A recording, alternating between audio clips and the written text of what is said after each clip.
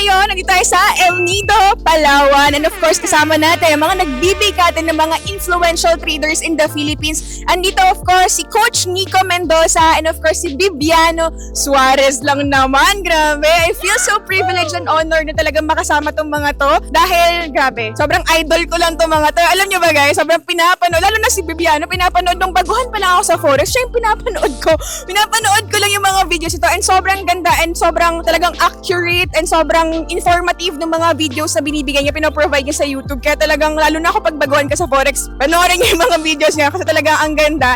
And ngayon, syempre, someone ng mga Forex traders sa Pilipinas, gusto ko malaman, ano yung reason niyo, bakit talagang sobrang dedicated niyo sa pagtuturo sa Forex trading sa mga tao? Una, masaya rin tayo na nasi-share natin yung natututunan natin. Tapos marami ring gustong matuto, nagtatanong. Kaya dati kasi wala pang mga English na tutorial. Maraming gustong matuto, maraming nagtatanong. Kaya gumagawa tayo ng videos para matuto rin sila. So yun talaga, kasi ang dami naman talagang tatanong how, paano yan? So parang ikaw, as someone who is doing content, talagang magpupush ka magturo sa mga interesado. Ikaw naman, Coach Nico, talagang ito, sabi yung commitment ito, and talagang kapag may client siya, mayroong customer siya, sobrang yung retention, nandyan sila, nag-i-stay siya, as in talagang may loyalty talaga dito sa trader na to, kasi talagang inaalagaan niya. Pero ikaw, Coach Nico, bakit tingin mo, gustong-gusto mo magturo ng Forex sa mga kapwa natin Pilipino? Ako kasi it's a win-win situation. Natuturuan ko sila at the same time, natuturuan ko rin yung sarili ko. Kasi kapag hindi ko tinuturo yun, pwede akong mangalawang. So, in that way, it's a win-win situation for me. Ang goal ko is kumita ka ng malaki sa trading mo, ng tamang proseso, may disiplina,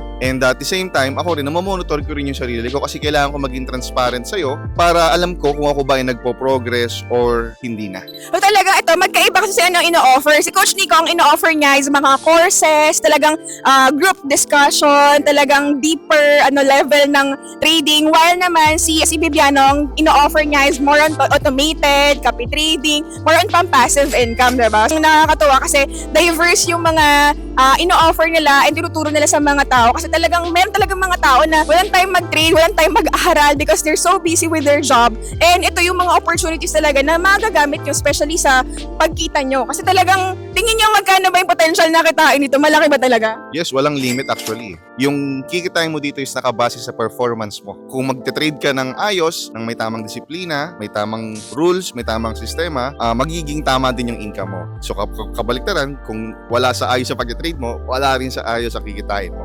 Exactly. Kasi imagine nyo naman, $6.7 trillion ang umiikot sa buong mundo. Ano ba naman yung makakurot ka lang, di ba? Ano ba naman yung $100 makakurot ka doon sa $6.7 na yun? And wala kang kakompetensya dito kundi sarili mo. And the only reason bakit ka matatalo dito is because syempre, ikaw rin yung may problema doon dahil sa greediness mo, di ba? So, ano masabi nyo doon sa mga nasusunugan daw? Parang ano ba yan? Pangat naman ng Forex trading, lagi naman ang sunog dyan. Kasi ganyan talaga pag nagsisimula pa lang. Matututo rin kayo, aral lang, hanap kayo ng coach na pwedeng, kung nahihirapan kayo sa mga online na libreng training, maghanap kayo ng coach na parang mag-one-on-one sa inyo, mag-monitor sa inyo, kagaya ni Sir Nico, ganyan. Para maintindihan nyo kung ano yung dahilan kung bakit kayo nasusunugan. Sa totoo lang talaga, mas mahal pa yung gastos mo because of your ignorance compared sa nag-enroll ka talaga ng course. Kasi kapag alam mo yun, pag wala kang alam, kulang yung kaalaman mo, ang dami mong gastos. Andyan yung sunog, andyan yung may scam ka kasi kulang ka sa kaalaman eh. Not unlike kapag nag-enroll ka, nagpaturo ka, nagpa-guide ka, nagbayad ka ng course, mas matuturuan ka talaga, mas matututukan ka, and hindi ka mas onti yung expense mo. Kasi akala natin, pag nag-enroll tayo, ay, gastos naman yan, ang mahal naman yan, diba? So, ikaw, coach, magkano ba yung ino-offer mo na, course? 8,500, 8,000 pesos, mga ganun yung range, no?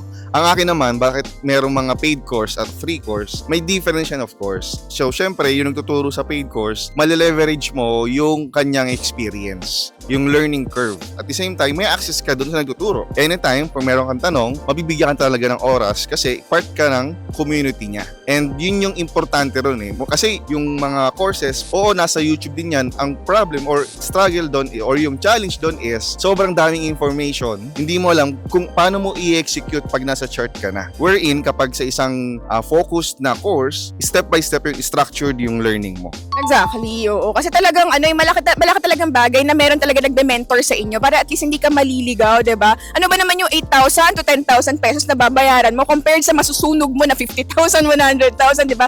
Mas malaking gastos talaga 'yon, 'di ba? Kaya talagang sobrang nakakatuwa kasi merong mga taong dedicated and committed talaga na maturuan kayo at matulungan kayo. Kaya I hope na guys, wag niyong masamain. Wag niyong masamain if they're asking for payment. Kasi syempre they're spending time, 'di ba? Syempre yung time nila is syempre may bayan yan, di ba? Kasi kahit naman ikaw, di ba? Kunwari, nagtuturo ka sa tao, ganyan, kahit naman yung mga teachers natin, they're being paid by the school because they're spending their time to actually teach people, to teach their students, and sayang, di ba, time is precious, di ba?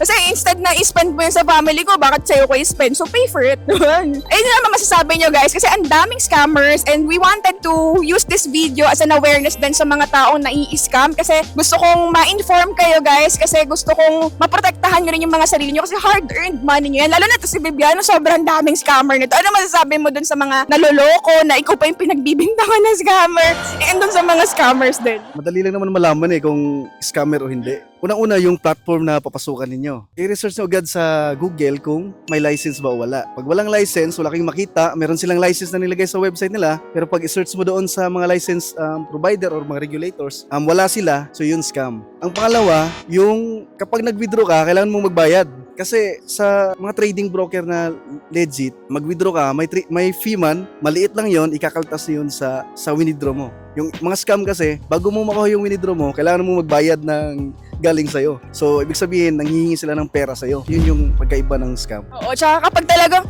red flag na yan, kapag nagpapadeposit sa bank account, di ba? Nagpapadeposit sa bank account, sa GCash account, dapat hindi. Dapat mag-deposit kayo directly dun sa trading account nyo. Kasi kapag yan, sabi nila, mag-deposit ka dito, ganyan, alam mo, hindi kami yun. Kasi hindi po kami nanghihingi ng pera, hindi po kami nagpapadeposit ng pera, hindi po kami nagga-guarantee ng profit, hindi po kami nagpapa-invest, we're just educating. Nagtuturo lang po kami, yun lang ang pinaka-role namin sa inyo.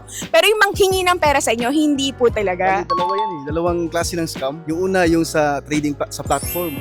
Hindi regulated na platform, tapos scam platform, manipulated nila yung trading nila. Yung pangalawa naman, yung mga fake account. Example ako, wala akong binibenta, hindi ako nagpapabayad, ganon. Tapos sila, gumagawa sila ng fake account ko, nanghihingi ng bayad.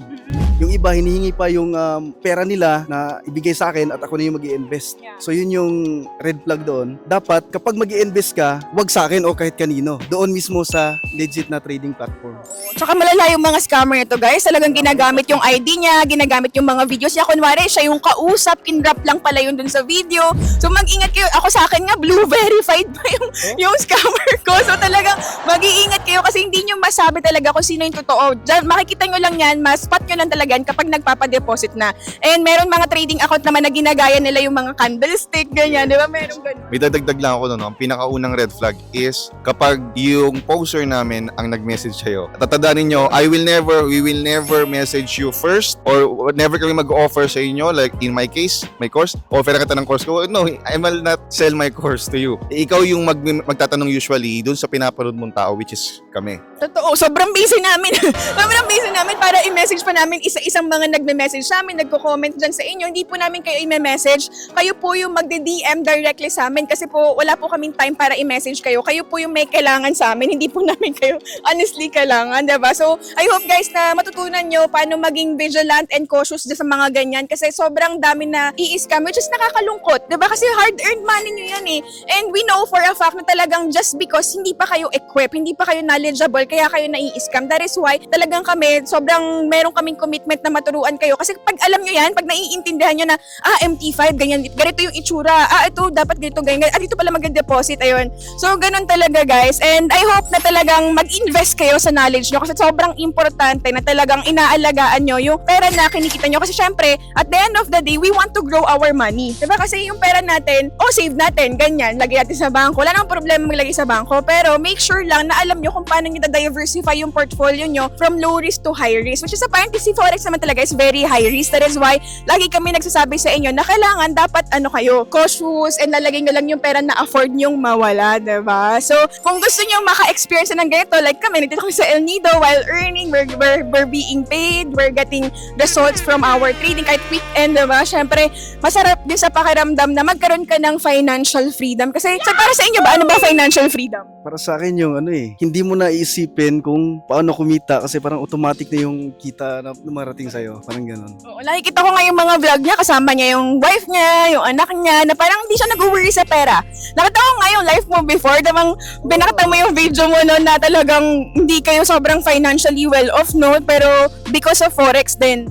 Tama. Ano na bago ng Forex yung life mo? Sobrang laki. Kaya sa Forex trading, kapag pinasok nyo to, walang limit yung pwede nyong kitain. Pag-aralan nyo lang. Paano ka napadpad sa Forex bigla? Kasi ako, may computer shop ako. Ngayon, nagsisearch ako kung paano kumita online. Kumikita na ako online sa mga website, may ads yung website ko. Tapos gusto ko pang maghanap ng ibang paraan. Kapag nag-search ka, ang lumalabas, trading. Kaya yun, pinag-aralan ko yung Forex trading. Pero English? English lahat dati, walang Tagalog. Oo, tapos tinagalog mo. Habang nag-aaral ako, natututo ako, gumagawa rin ako ng videos para matuto rin yung, kasi may group kami dati, Facebook group. Marami rin gustong matuto, kaso naghahanap sila ng Tagalog. So gumagawa ako ng mga videos na Tagalog para sa kanila.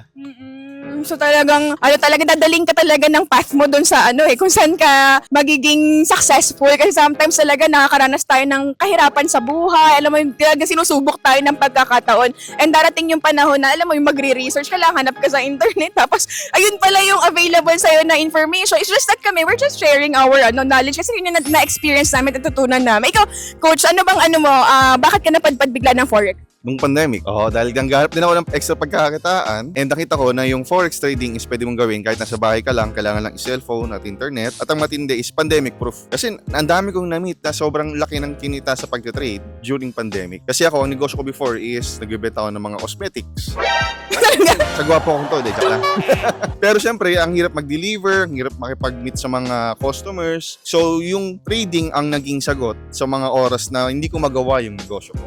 Doon ko na-realize na if ever man, wag naman sana, pero pag naulit yung ganung pangyayari, no, na hindi tayo makalabas, alam ko kung paano gagawa ng pera, ng magandang pera. Yun ang maganda sa Forex kasi pandemic proof, recession proof, mag-retire ka man, mawalan ka ng trabaho, mag-resign ka, or matanggal ka bigla sa ating pinagkakakitaan mo, mas lugi yung negosyo mo, meron ka pa rin mahahanapan ng pera, meron ka makukuha ng pera kasi imaginein mo, bumagsak man yung market, you can still make money. Umakyat yung market, you can still make money. That is why sobrang ganda ng platform ng Forex kasi talagang anytime, anywhere, talagang makakagawa at makakagawa ka ng pera. So, ayun guys, thank you so much mga coaches dito sa El Nido for having me, of course, for letting me guys interview you kasi talagang sobrang I'm really kilig and sobrang privileged and honored talaga na na-meet ko kayo dito kasi sobrang laking tulong kasi talaga na-widen yung perspective ko not just sa trading but also sa talagang sa life in general kasi ang dami ko natutunan sa inyo. And thank you again and I hope guys na talagang mas marami pa tayong matulungan ng mga kapwa Pilipino. So, thank you!